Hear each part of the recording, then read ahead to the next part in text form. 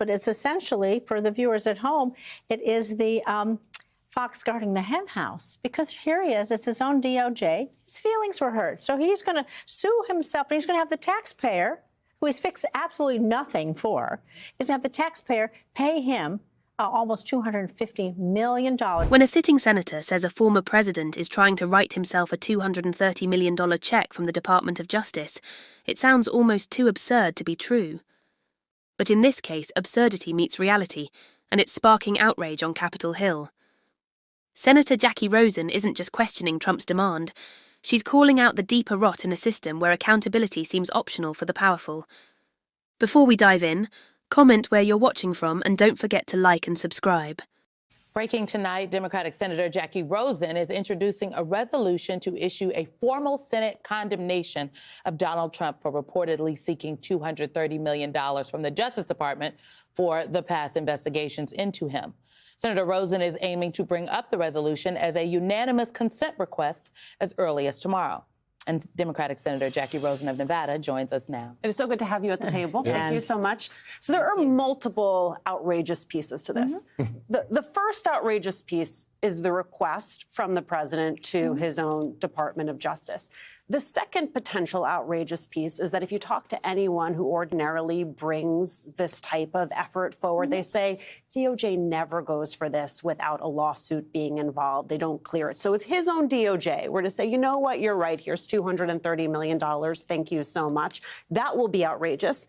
And then if we were to somehow end up in the third step of this, where he was instead bringing a lawsuit against his own Department of Justice, that would be outrageous. So there really is no outcome here that feels all on the up and up. Well, there's so many things wrong with this, but it's essentially, for the viewers at home, it is the fox guarding the hen house, because here he is, it's his own DOJ. His feelings were hurt. So he's going to sue himself, and he's going to have the taxpayer, who he's fixed absolutely nothing for, he's going to have the taxpayer pay him almost $250 million because his feelings were hurt as president. So who does he decide to sue next week? What does he decide to do? So I put this resolution forward because I can tell you, whether it's this president or any others, no one should be suing and taking hard-earned taxpayer dollars to line their own pockets, number one. So who will stand up for this against the president? My Republican colleagues, you're about to find out tomorrow on unanimous consent. One Republican is on what they call the hotline now. One Republican can object. Let's see who they send to the firing line tomorrow and how they defend this. And I'm sure it's not the end of us talking about it. And I'll be damned if I can look at people when I go to the market and the price of everything is up. Donald Trump has just written himself a check. He laughs. Isn't this cute? It is not cute. My feelings are hurt all the time, Michael. Oh, mine stay hurt too. Particularly when government's not writing you a check for $250 million for that. But not only is the president asking for the government to pay him $230 million, and I appreciate the fact that you've put something on the table to kind of call the Republicans out on that, as well as the president. But then the other side of that coin is you have the president stripping bare, destroying, tearing down, whatever words you want to use, the East Wing, and building this monstrosity that is going to be bigger than the actual footprint of the White House itself, using private money. Supposedly private money. So where is the oversight here? Where's the emoluments clause? This president is seeking benefit directly for himself and at the same time getting side benefits from others. Because, you know, I'm sorry, big corporations aren't writing a big check to Donald Trump just because they like the color of his hair or they like the size of his pants. What they're doing is they're writing that check for a reason. That's right, because they want access. And they want access. This is a clear violation of the Hatch Act. It's one thing if you have a presidential library or other things where you raise into a fund for that. But first of all, this is the White House. He did not go through any review. He tore down the entire East Wing. He frankly lied to us. He lies to us every single day. The worst part of all of this is that my Republican colleagues, now we can say, we know that Speaker Johnson, well, he's no more Speaker Johnson because the president has declared himself President and Speaker of the House. Yes. Leader Thune not far behind. So I'm really tired of my colleagues in the Senate behind the scenes going, Lord help us all, how can this happen? We don't like him either, whatever they say. let them finally stand up for what is right and what is American. I walked today, into the Capitol. We go vote. You walk up the porte cochere, and above the transom, it's beautiful ironwork, and it says U.S. on it. Well, U.S. for United States, but for us, it is for us.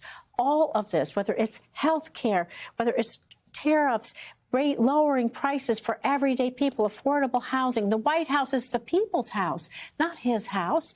The DOJ is the People's Department of Justice, not his personal law firm to do what he wants and then rob the American taxpayer.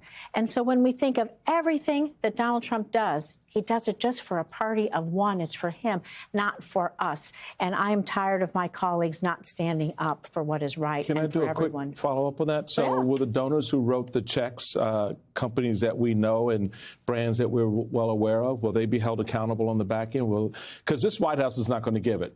But if you guys get access to that information, are there going to be public hearings and disclosures on who wrote checks, how much, and what they got for it? I can tell you it is our job in the House and the Senate, in the Congress, to be sure that we do oversight. We see this administration firing inspector generals, tearing down anybody who could take a look at anything. You see them closing websites. You see them making blatant lies. You see them, I'll tell you this about SNAP that is about to expire.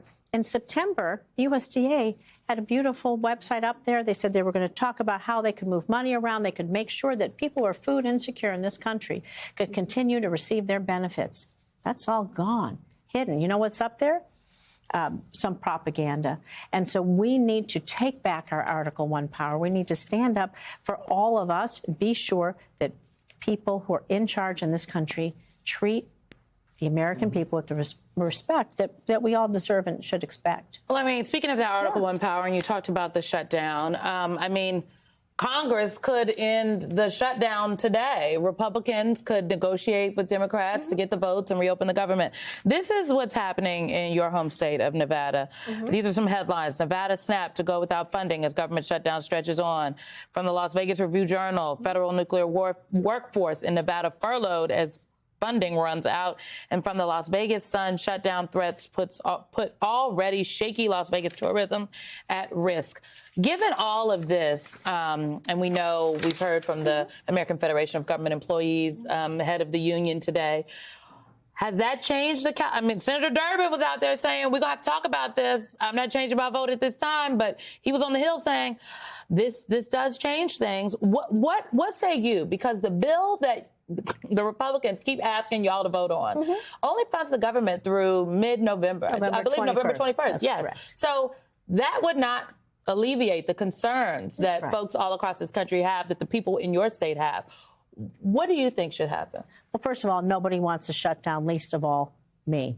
But what we have to do is we have to somehow get the attention of the American people about what's happening this administration. Now, for the tax credits, the Affordable Care tax credits, we knew that they're about to expire at the end of this year. When we kept the government open in March, we said, well, we're going to figure out what we're going to do going forward. How do we extend it? How do we create an atmosphere where people can just buy a damn insurance policy? What this is essentially about is people's ability to buy themselves an insurance policy. It's not welfare. It's not a paycheck. People want to be able to afford insurance so they can go to the doctor and get their health care. They've done none of that. Now, hopefully we have their attention. What we're asking them to do is to not let folks fall off this cliff where millions of Americans, regardless of how you get your insurance, mind you, insurance rates are going up. Well, just ask your best friend, Marjorie Taylor Greene. She's going to tell you what's happening in her own family, right? Double. So we want to extend that so folks don't fall off the cliff, number one, and let Leader Thune be a real leader and put together a bipartisan working group that comes up with a framework with benchmarks and things that we can work on that's going to make our health care more affordable and accessible for everyone, because this is an all of us problem and it is a now problem. And Republicans could fix that now. Well, if Donald Trump let them, Mike Johnson, he's never coming back. But Thune needs to stand up for the United States Senate. We are the backstop. History will judge him on this, and people will be heard. So we want them to come to the table. I don't think it's unreasonable. They haven't been trustworthy partners before, and put something down that the American people can hopefully hold them accountable to. So set against the backdrop of all that, P, and I want to loop back to where we started. You said you had one Republican on the line. I'm not sure if I didn't understand the joke. Is there a Republican you think is going to join you in voting for the resolution on Trump one Republican gets to object. It only takes one to object. Now I understand the math. Send to the firing squad. So then my question is, if not a single one of them joins you, do you then say, you are responsible? You have signed off. So what happens? I'll explain when people talk about this unanimous consent. Tonight, we're kind of running it through the Senate. Someone's going to say whether they object or not. 99 other senators, anybody can object to it. They say they're going to object. We go to the floor tomorrow, and I'll present my resolution condemning the president for ripping off the American taxpayer for $230 million. Check payable. He's signing off on a check from himself to himself out of the American taxpayer's bank account. So if nobody objects, then great, the resolution will be passed. If someone objects, that means they have to come to the floor, and you can watch them tomorrow on C-SPAN, and you'll see what their argument is, or if they'll just object and run away. Sometimes they just object and run away because they don't want to say anything. I know you've seen that too, but we'll see what happens tomorrow. What Senator Rosen said tonight cuts to the very core of what public service is supposed to mean. Government isn't a cash register for the powerful, it's a trust built on the backs of taxpayers.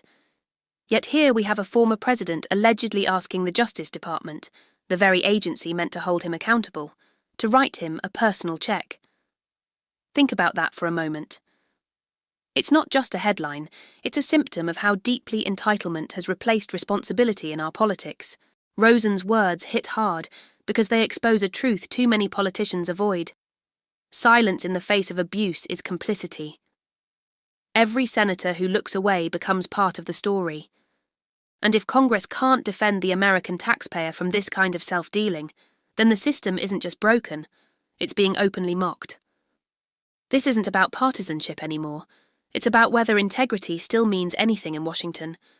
Whether the people's house still belongs to the people or to whoever shouts the loudest and pays themselves the most. So, what do you think? Is this the moment when accountability finally catches up to power? Let me know in the comments, and don't forget to subscribe for more breakdowns like this.